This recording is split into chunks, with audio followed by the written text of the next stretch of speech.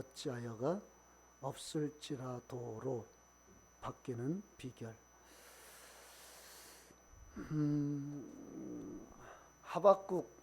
하박국서는 먼저 북이스라엘이 BC 722년에 아수르에 의해서 망하고 이제 외로이 남아있던 잔존 선민 국가였던 남유다의 이 멸망을 목전에 두고 있는 시대에 기록한 말씀이 하박국서입니다. 이제 더 이상 돌이킬 수 없는 그 선민 그 나라의 타락 앞에 지극히 적은 숫자만 하나님 앞에 예배하고 또 하나님의 남은 자로 하나님 앞에 서 있던 그들이 하나님 앞에 처절한 질문을 하고 그 물음 앞에 하나님이 답변하는 것이 이 하박국서에 기록되어 있죠. 그리고 이 답변을 들은 남은 자들, 즉 의인들이 하나님을 찬양하고 간구의 노래 형식으로 진행되는 예언서입니다. 하박국 선지자가 활동했던 BC 612년에서 605년경에 고대 근동은 매우 급박하게 돌아갔습니다. 그 당시 북이스라엘의 패권 국가였던 아수르를 이제 신흥 제국으로 급부상한 바벨론이 이 아수르를 완전히 망가뜨려 버립니다. 그게 BC 612년에 있었던 일이죠. 수도 니느웨가 완전히 함락되고 몰락 상태에 있었죠. 그리고 그 여세를 몰아서 이 바벨론이 이제는 남으로 진출합니다. 그래서 이 고대 근동의 남쪽의 강대국이었던 애굽을 이제 바벨론이 치기 시작합니다. 그래서 605년 BC 605년에 이 바벨론과 갈그미스 전투에서 애굽 나라와 바벨론이 전쟁을 하죠. 그런데 그때 바벨론에 의해서 애굽이 이제 망가지게 되고, 그래서 이제 그 근동의 바벨론이 그야말로 절대 제국으로 서게 되는 상황입니다. 자, 그때 당시를 한번 생각해 보세요. 북으로 아수르가 망하고 남으로 애굽이 망하는 그 시점에 중간에 위치해 있던 나라가 이스라엘 나라입니다. 그러니 얼마나 많이 그 정치와 경제와 외교와 국방 분야에서 얼마나 혼돈되고 위기 상황 가운데 있었겠습니까? 하루도 편할 날이 없었죠. 바벨론이 그렇게 여러 나라를 점령하고 진멸하는 상황 앞에서 그 중간에 껴있는 이스라엘은 아주 힘들어했습니다. 설상가상으로 여러분, 아무리 힘들고 어려워도 그 나라에 이스라엘 나라, 선민 국가였던 이스라엘 나라에 그들의 신앙적인 그 삶의 바탕이 제대로 서 있으면 소망이 있습니다. 그런데 남유다가 그렇게 급박하게 돌아가는 상황 가운데서 종교적으로 그들은 너무나 타락이 극에 달해 있었습니다. 그래서 이와 같은 절박한 상황에서 선지자 하박국이 하박국 1장 3절 그리고 13절 그리고 14절에서 어찌하여를 3번 반복하고 있는 것입니다. 강한 의문을 토로하면서 하나님께 부르짖고 있었던 것이죠. 먼저 하박국 1장 3절 보면 이렇게 말씀하고 있죠. 읽어봅시다. 시작. 어찌하여 내게 죄악을 보게 하시며 배역을 눈으로 보게 하시나이까. 겁탈과 강포가 내 앞에 있고 변론과 분쟁이 일어났나이다. 무슨 말이냐면 지금 이스라엘 나라 백성들과 종교계의 이 죄악이 만연해 있었습니다. 이스라엘 백성들과 종교계의 간악과 폐역과 겁탈과 강포와 분쟁과 불의가 만연함을 보고 선지자가 기가 막힌 거예요. 어찌하여 선민 국가에 이런 일이 있을 수 있냐는 거예요. 어찌하여 하나님의 선민이라고 자부하고 말을 하는 그 나라 내 백성들이 이렇게 타락할 수 있냔 말입니다. 어찌하여 이럴 수 있습니까, 하나님? 이건 정말 너무 볼 수 없는 참담한 지경입니다라고 토로하고 있는 겁니다. 이에 대한 응답으로 하나님께서 5절부터 11절까지 말씀하고 있죠. 6절 보면 한번 읽어봅시다. 6절 시작. 보라, 내가 사납고 성급한 백성 곧 땅을 넓은 곳으로 다니며 자기의 소유가 아닌 거처들을 점령하는 갈대아 사람을 일으켰나니. 무슨 말이냐면 범죄한 유다 나라를 심판하기 위하여서 갈대아 사람을 일으켰다는 거예요. 갈대아 사람은 누구냐면 바벨론 나라와 왕을 말하죠. 에스라서 5장 12절 보면 우리 조상들이 하늘에 계신 하나님을 노엽게 하였으므로 하나님이 그들을 갈대아 사람 바벨론 왕 느부갓네살의 손에 넘기심에.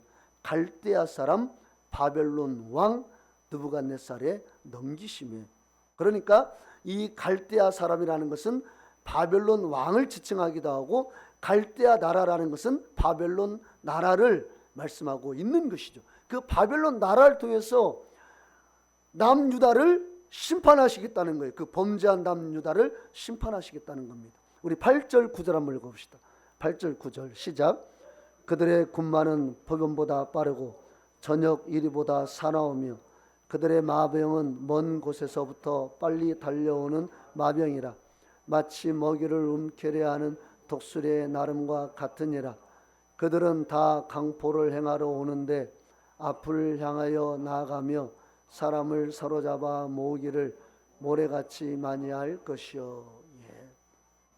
이렇게 무서운 심판을 하나님이 선언하니까 하박국 선지자가 속이 너무 상해서 이제 어찌하여를 토하면서 13절에 이렇게 부르짖죠. 13절 읽어봅시다.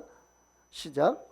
주께서는 눈이 정결하심으로 악을 참아 보지 못하시며 폐역을 참아 보지 못하시거늘 어찌하여 거짓된 자들을 방관하시며 악인들이 자기보다 의로운 사람을 삼키는데도 잠잠하시나이까. 무슨 말입니까?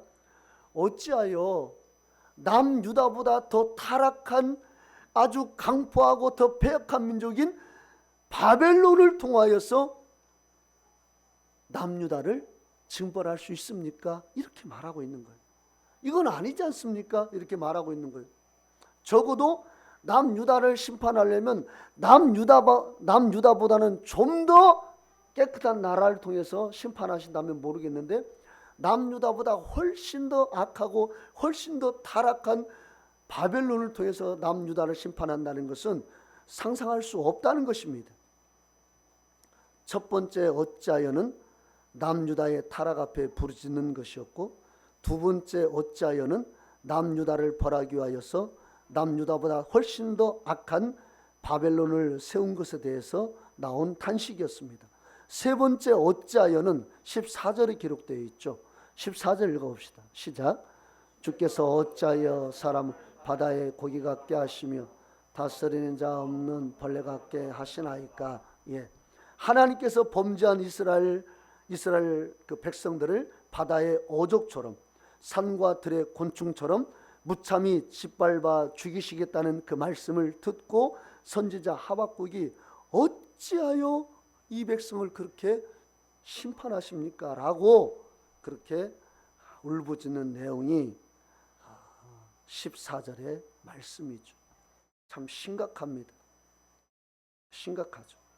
그런데 3장으로 넘어가면 특별히 17절 보면 아주 유명한 말씀이 기록되어 있죠. 우리 하박국 3장 17절 한번 보겠습니다. 한번 읽어봅시다. 시작. 비록 무화과 나무가 무성하지 못하며 포도나무에 열매가 없으며 감람나무에 소출이 없으며 밭에 먹을 것이 없으며 우리의 양이 없으며 위안간에 소가 없을지라도 18절이요. 나는 여호와로 말미암아 즐거워하며 나의 구원의 하나님으로 말미암아 기뻐하리로다. 아멘. 이 찬양 있죠. 무화과 나무 잎이 마르고 포도 열매가 없으며, 예, 찬양은 참 곡조가 신이 나는 곡조인데요, 사실 내용은 아주 어려운 내용이죠. 사실 우리가 이러한 상황에 맞닥뜨린다면 우리가 과연 그런 노래를 부를 수 있을까? 참 쉽지 않죠. 그런데 이 하박국 선지자는 그렇게 없을지라도 못하고 없으며 없을지라도 6번을 반복하고 있는데요. 그러나 야훼 하나님으로 말미암아 즐거워한다, 이렇게 고백하고 있죠. 어떻게 이렇게 감사의 고백을 할 수 있을까요? 어떻게 변한 것이 없는데, 아니 뭔가 변하고 난 다음에, 바꿔주시고 난 다음에, 뭔가 환경이 바뀌고 상황이 바뀐 다음에 그런 변한 상황에서 그러한 일을 만나면 우리가 할 수 있죠. 내가 기도의 응답을 받고 하나님을 찬미하고 높이는 거 할 수 있죠. 그런데 아무것도 바뀐 것이 없는데 어떻게 어찌하여 했던 그가 없을지라도 즐거워하고 없을지라도 감사하겠다, 어떻게 이렇게 바뀔 수가 있을까요? 변한 건 없는데, 바뀐 건 없는데. 사실요, 사람이 변한 건 없어도 지옥 같은 삶을 살 수 있고요, 변한 게 없어도 천국 같은 삶을 살 수가 있습니다. 마음에 따라서 달라져요. 변한 것은 없는데 그 마음이 하나님으로 채워지면 이상하게 달라집니다. 그러나 변한 게 없는데 그 마음이 점점 어두워지면 더 우리가 나락으로 떨어지게 되는 것이죠.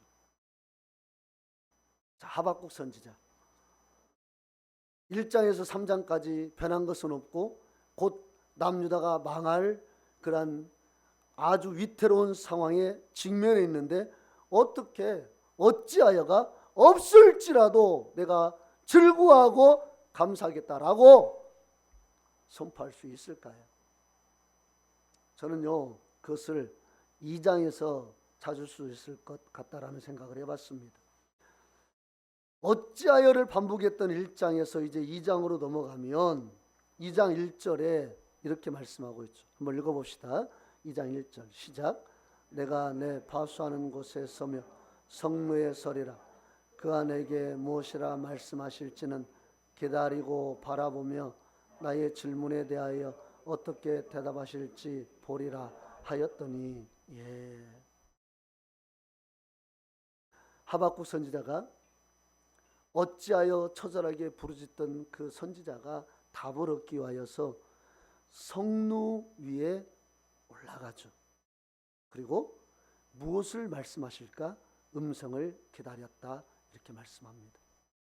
그러니까 의문과 불만과 원망과 절망과 탄식을 안고서 그가 자포자기하는 자리로 나간 것이 아니라 성루에 섰다는 것은 일단 자기 자리를 지켰다는 겁니다.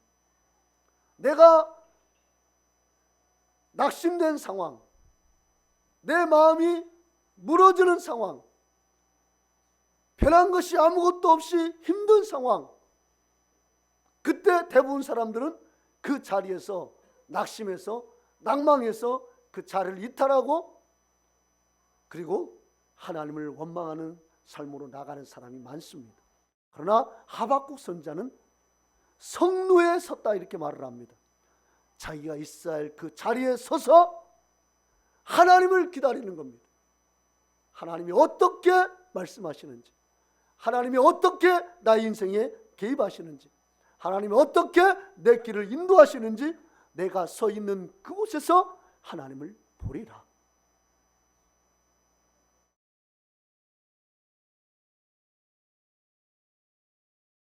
한 나라가요, 영적이고 도덕적이고 군사적인 위기와 재난에 처했을 때 궁극적인 해결 방책은 정치에도 있지 않고 경제도 있지 않습니다. 군사에도 있지 않아요. 결국 나라든 민족이든 백성이든 가정이든 사회건 교회건 한 나라의 문제 해결은 하나님의 손에 있습니다. 그러므로 내가 어떤 일을 만날 때에 내가 있는 그 자리에서 하나님을 향하는 겁니다. 하나님의 은혜를 기다리는 겁니다. 하나님을 만나면 됩니다. 하나님을 깊이 만날수록 내 인생의 해답을 빨리 찾을 수가 있습니다.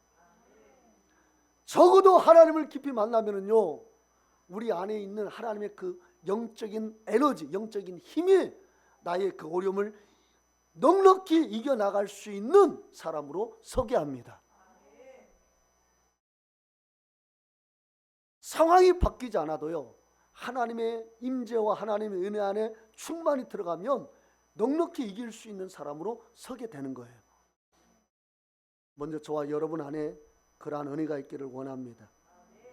넉넉한 은혜가 우리 안에 있기를 원합니다. 우리가 믿는 하나님은 천지를 지으신 하나님, 섬세하고 웅장하고 아주 깊이 있고 넓게 높고 세밀하게 역사하시는 하나님이잖아요. 보통 사람은요, 뭔가 꿈이 크면 세심하지 못해요. 뭔가 한 가지는 부족한데 하나님은 완전하신 분입니다. 그러면 우리가 하나님 앞에 나아갔을 때 완전함을 경험할 수가 있게 되는 것입니다. 우리가 사는 이 시대는요, 갈등도 많고 고통도 많고 걱정도 많고 근심도 많은 시대입니다.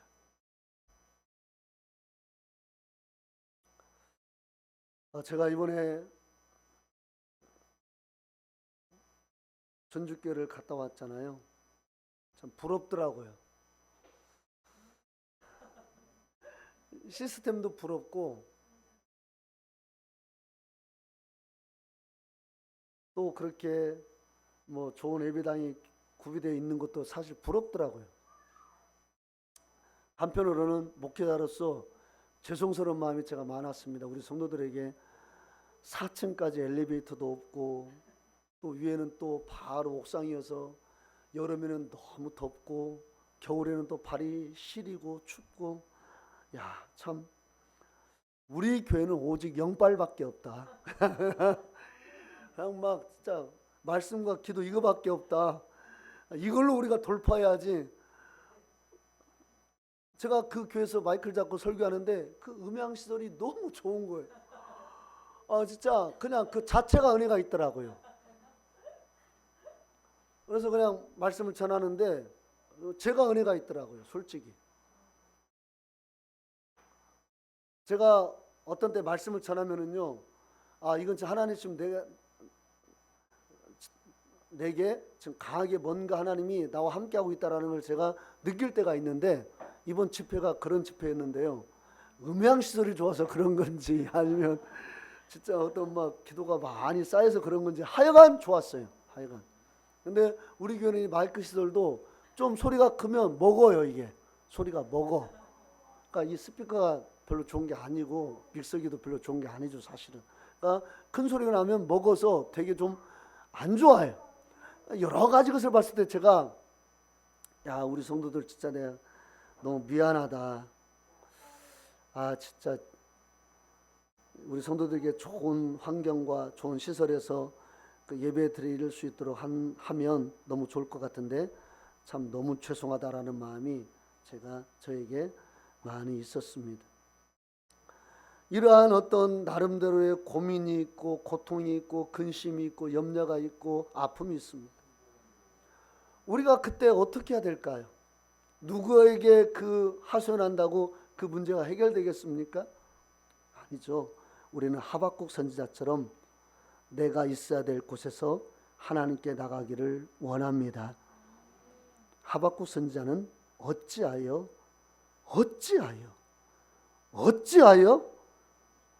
이렇게 처절히 부르짖다가 하나님 앞에서 나아가서 무릎을 꿇고 하나님의 음성을 듣기로 마음을 정하였죠. 정말 지혜롭고 겸손한 신앙의 자세가 아닐 수가 없습니다. 요즘 우리는 너무나 쉽게 자포자기하고 너무나 성급하게 아우성치면서 뛰쳐나가는 그러한 삶의 모습을 참 많이 봅니다. 인내하면서 기도하는 믿음의 성도를 본다는 것이 쉽지 않은 시대를 살고 있습니다. 이럴 때 우리가 하박국 선지자처럼 하나님의 얼굴을 바라보면서 하나님의 음성을 기다리는 사람으로 살아간다면 분명 우리 삶에 놀라운 하나님의 소망의 역사들이 이루어질 줄로 믿습니다. 하박국 선지자가 성내에 올라가서 무릎을 꿇고 고요히 하나님의 음성을 기다리며 기도할 때 하나님이 음성을 들려주셨죠. 3절입니다. 한번 읽어봅시다. 3절 읽어봅시다. 시작. 이 묵시는 정한 때가 있나니 그 종말이 속히 이르겠고 결코 거짓되지 아니하리라. 비록 더딜지라도 기다리라. 지체되지 않고 반드시 응하리라. 예. 모든 것이 하나님의 섭리가 있다는 거예요. 정한 종말이 있고 하나님이 정한 때가 있다는 겁니다. 하나님이 그냥 놓고 방임하고 그냥 그렇게 그냥 하나님이 그냥 마음대로 행하시는 그 하나님이 아니라 하나님의 섭리 안에서 모든 것이 이루어지고 모든 것이 하나님의 뜻대로 진행되고 있다는 것을 이 하박국 선지자가 깨달을 수 있도록 하나님이 그렇게 말씀하신 거예요. 그 다음에 4절에 이렇게 말씀하고 있죠. 읽어봅시다. 시작. 보라 그 마음은 교만함 그 속에 정정하지 못하는 의인은 그의 믿음으로 말미암아 살리라. 아멘. 의인은 그의 믿음으로 말미암아 살리라.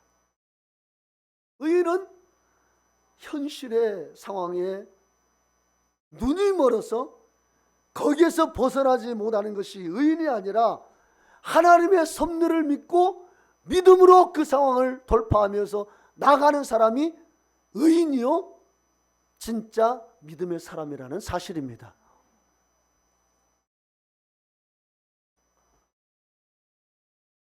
여러분, 이러한 믿음이 우리에게 있기를 원합니다. 의인은 믿음으로 말미암아 삽니다. 내 앞에 여리고성 같은 큰 문제가 있을 때에도 믿음의 사람은 하나님의 섭리가 있기에 나를 여리고성 문 앞에 세워두셨다라고 믿고 믿음으로 선포할 수 있는 사람이 진짜 의인이요 믿음의 사람입니다. 안개 속을 걸어가면서도 하나님이 지금 내 손을 잡고 나와 함께 가고 있다라고 선포할 수 있는 사람이 의인이요 믿음의 사람입니다. 볼 수 없는 중에 보고 바랄 수 없는 중에 바라는 사람, 그게 진짜 믿음이고 그게 진짜 의인입니다. 어찌하여 이런 일이 벌어집니까? 라고 탄식하는 그 순간에도 그곳에 하나님의 섭리가 있음을 믿고 믿음으로 살아가는 사람, 이게 의인이라고 하박국은 말씀하고 있는 것입니다. 믿습니다. 그것으로 끝이 믿음이 아니라 성경에서 말씀하고 있는 믿음은 이것을 말씀하고 있는 거예요. 눈에 보이지 않지만 보이는 것처럼 믿고 나가는 것. 안 될 것을 알면서도 하나님의 뜻이 있기 때문에, 분명히 그것은 하나님의 뜻이기 때문에, 아니에요 내 삶은 지금 완전히 어긋나 있고 하나님 뜻은 이것인데 내가 아무리 봐도 그렇게 살려고 그래도 이건 아닌 것 같아. 하나님의 뜻과 내 삶이 너무나 멀어져 있어요. 그럼에도 불구하고 의인은 다시 삶의 궤도를 수정해서 하나님이 원하는 그 섭리 속으로 들어가는 것. 이게 의인이요, 이게 믿음으로 사는 삶의 모습입니다. 저와 여러분에게 이러한 믿음이 있기를 원합니다. 하박국 선지자의 이 믿음이 회복되니까 어찌하여가 없을지라도 바뀐 것입니다. 어찌하여가 하나님의 섭리가 있구나. 하나님이 계획하신 것이 있구나. 모든 것을 심판하시는 종말의 때가 있구나. 악은 하나님 반드시 심판하시는구나. 그리고 하나님께서 당신의 선한 백성은 반드시 이끄시는구나. 이 믿음이 그 안에서 싹이 트니까 그가 어찌하여의 그 신앙에서 없을지라도 그 신앙으로 바뀐 것입니다. 여기에 있는 이 하박국 2장 4절의 말씀이 얼마나 중요한지 로마서 1장 16절 17절 말씀 보면 하박국 2장 4절 말씀을 인용하고 있죠. 한번 볼까요? 읽어보겠습니다. 시작. 내가 복음을 부끄러워하지 아니하노니 이 복음은 모든 믿는 자에게 구원을 주시는 하나님의 능력이 됨이라. 먼저는 유대인에게요 그리고 헬라인에게로다. 17절이요. 복음에는 하나님의 의가 나타나서 믿음으로 믿음에 이르게 하나니 기록된 바 오직 의인은 믿음으로 말미암아 살리라 함과 같으니라. 아멘.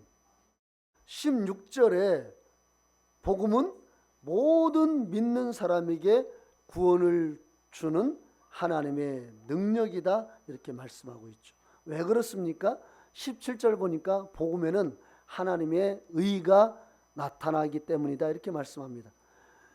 복음에는 하나님의 의가 나타난다. 무슨 말입니까? 죄인이 의인이 되는 그 의가 복음에 있다라는 것이죠. 그래서 믿음으로 믿음에 이르게 한다 말씀합니다. 첫 번째 믿음은 예수를 믿는 믿음이고 두 번째 믿음으로 믿음에 여기서 말하는 이 두 번째 믿음에는 바로 복음에 순종하는 믿음을 말씀하고 있는 것입니다.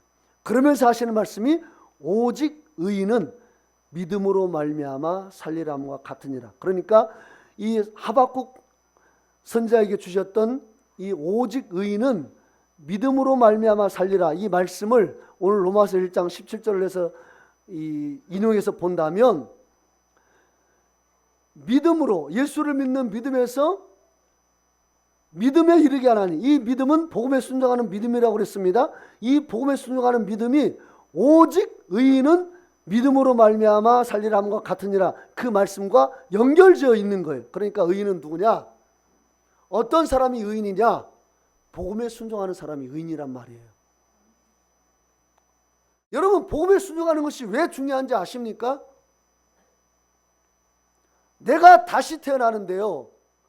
진짜 복음의 영광과 은혜를 깊이 체험하면 내가 다시 태어난다는 것이 얼마나 위대한 일인가를 깊이 깨달을 수가 있습니다. 그러면 어찌하여의 그 신앙이 없을지라도 그 신앙으로 바뀌는 거예요. 죄악의 자녀인 내가 표범이 치타의 문의를 할 수 있을지언정 죄인인 내가 의인이 될 수 없는데 복음을 통해서 내가 죄인이 의인이 됐다란 말이에요. 내가 심판받아야 할 내가 복음 때문에 의로운 백성이 되었어요.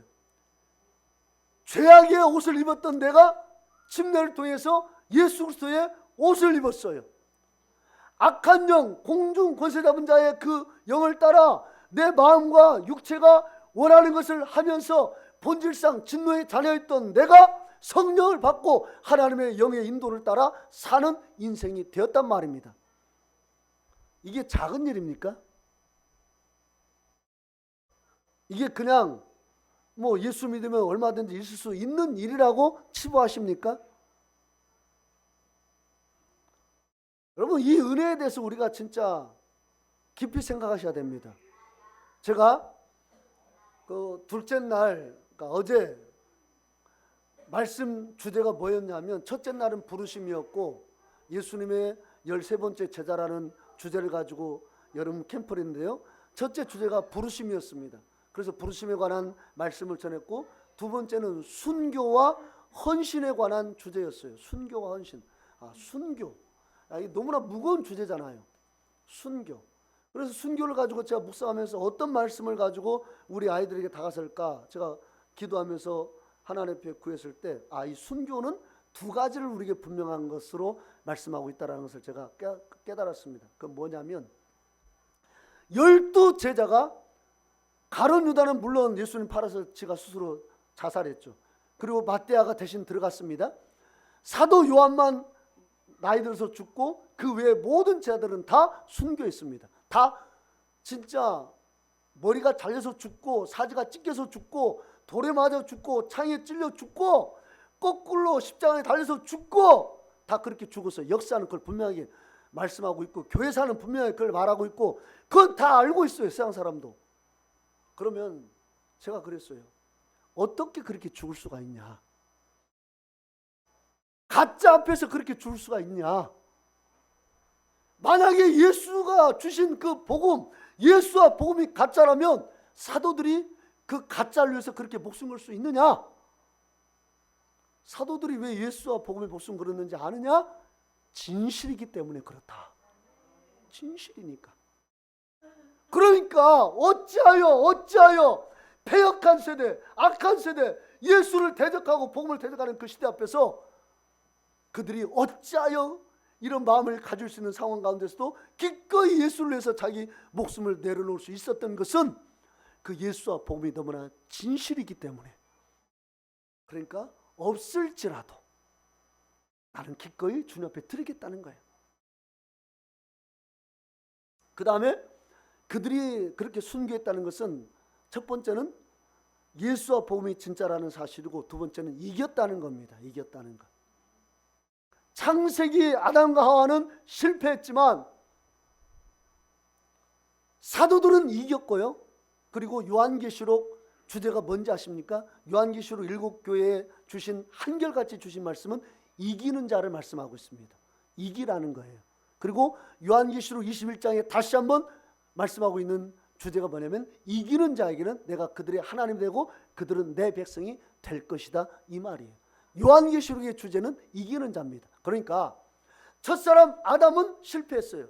사탄에게 꾀임에 넘어가서 실패했습니다. 그러나 거듭난 자, 다시 태어난 자, 하나님으로부터 태어난 자는 이제 이기는 삶으로 끝 마무리를 하라는 것을 요한계시록이 우리에게 밝히고 있는 것입니다. 어찌하여 그 삶에서 우리가 이길 수 있는 것은 예수와 복음밖에 없습니다. 그러면 이기는 자의 삶을 살 수 있게 되는 거예요. 내가 복음의 크기를 안다면, 내가 옛사람의 추악한 모습과 복음을 통해서 내가 새로워진다, 그리고 그 영광을 내가 본다면 예수와 복음을 해서 우리 기꺼이 뭐 하나 없을지라도 주를 위해서 살겠습니다 하고 고백할 수 있는 그러한 사람으로 서게 된다라는 사실입니다. 저는요, 우리가 진짜 그 복음의 크기와 그 예수 그리스도의 무한한 사랑을 깊이 깨닫기를 원합니다. 그래서 하박국 선지자처럼 그렇게 고백할 수 있기를 원합니다. 여러분, 저는 너무 부족해요. 저는 목회할 때마다 제가 막 한계 부딪힐 때가 너무나 많습니다. 우리 성도들이 주일날 왔는데 한 성도가 안 보이면 벌써부터 내가 하나님 앞에 회개합니다. 하나님, 제가 목회를 못해서 또 이분이 이렇게 안 나왔네. 하나님, 제가 참 부족한 사람입니다. 여러분은 모르지만 저는요, 갈등이 진짜 많아요. 제 아내는 어떤 목사님을 보면 이런 부분에서는 너무 잘하시는 것 같고, 저 목사님은 또 저런 부분에서 잘하시는 것 같은데 좀 잘하는 게 없는 것 같아요. 그럴 때마다 제가 제 마음속에 저를 누르는 그 이 돌덩이가 참 무겁습니다. 그러나 제가 여전히 강단에 설 수 있는 이유는 예수와 복음밖에 없습니다.